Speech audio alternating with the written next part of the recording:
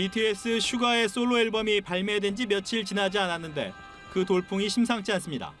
새로운 솔로 앨범이 발매됨과 동시에 일본에서만 무려 11만 장 이상 판매되며 오리콘 차트 1위로 직행했습니다. 슈가의 솔로 앨범은 일본뿐 아니라 영국과 독일, 프랑스 등 전 세계 86개국 지역의 아이튠즈 톱송 차트에서도 1위를 차지하면서 글로벌 인기를 과시하고 있습니다. 슈가의 디데이는 한터 차트 기준으로 발매 첫날 무려 107만 장 이상 팔려나가면서 단숨에 밀리언셀러로 등극했습니다. 같은 그룹의 멤버 지민이 지난달 솔로 앨범 페이스로 세운 102만 장이라는 기록을 단숨에 뛰어넘었다는 점에서 놀라움을 안겼습니다. 타이틀곡 해금의 뮤직비디오는 엄청난 조회수를 기록하고 있습니다.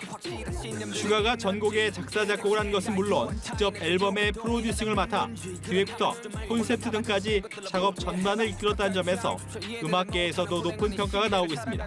슈가는 26일부터 미국을 시작으로 인도네시아, 일본, 태국 등의 월드 투어는 물론 소규모 팬미팅과 영상 통화 등도 예정돼 있습니다. 지민에 이어 솔로로 우뚝 선 슈가, 그의 돌풍은 어디까지 이어질까요? 이를 마무리 짓겠다. 우리는 할 수 있다. 바이든 미국 대통령이 내년 대선 출마를 공식 선언하며 밝힌 말입니다. 그의 출마 선언 동영상엔 과거 트럼프 전 대통령의 지지자들이 의사당에 난입하면서 벌어졌던 의회 폭동 사태의 장면이 고스란히 담겼습니다. 바이든 대통령은 극우 공화당 지지자인 이른바 마가와의 전쟁이 끝나지 않았다는 점을 부각하고 마가 공화당 심판론을 꺼내들었습니다. 바이든 대통령은 지난 대선에 이어 중간 선거 때도 마가 공화당 심판론을 부각하며 예상 밖의 선전을 한 바 있습니다. 또 한 번 심판론을 꺼내든 건 역시나 자신보다 더 나은 후보가 없다는 점 또한 부각하는 것이라는 분석이 나오고 있습니다. 하지만 바이든 대통령이 직면한 가장 큰 문제는 바로 나이.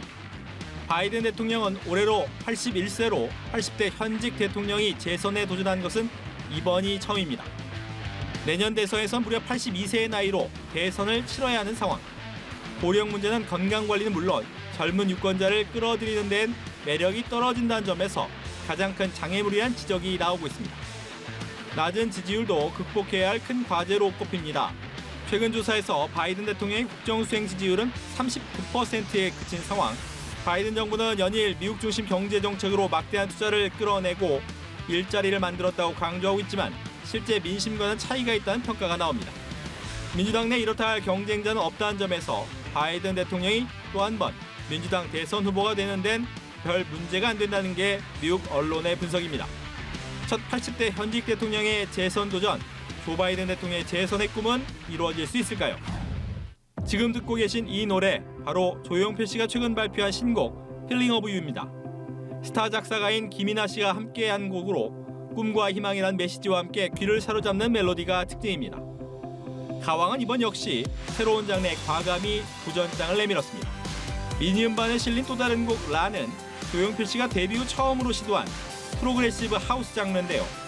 조용필 씨는 1950년생으로 올해 73살입니다. 하지만 신곡에서 마치 20, 30대와 같은 에너지는 물론 감각적인 멜로디가 여전합니다. 한편의 동화를 그려내는 듯한 뮤직비디오에는 조용필 씨가 선글라스에 기타를 맨 아바타로 등장해 익살스러운 표정의 호랑이와 좋은 소식을 물고 온다는 까치와 함께 여행을 떠난 이야기가 담겼습니다. 가왕은 이런 뮤직비디오를 통해 동년배 아티스트가 보여주는 원숭미와는 다른 순수한 아이의 모습을 계속 간직하고 있다는 걸 다시 한번 강조했습니다. 특히 이번 앨범은 올해 말에 계획 중인 20집 앨범 발표 이전에 맛보기 음반이라는 점에서 팬들의 기대감이 더욱 높아지고 있습니다. 장르적 한계가 없음을 보여주며 세대와 세대를 연결하는 그만의 마력은 20번째 앨범에서 또 어떤 모습으로 탄생하게 될까요? 지금까지 주간 뉴스메이커였습니다.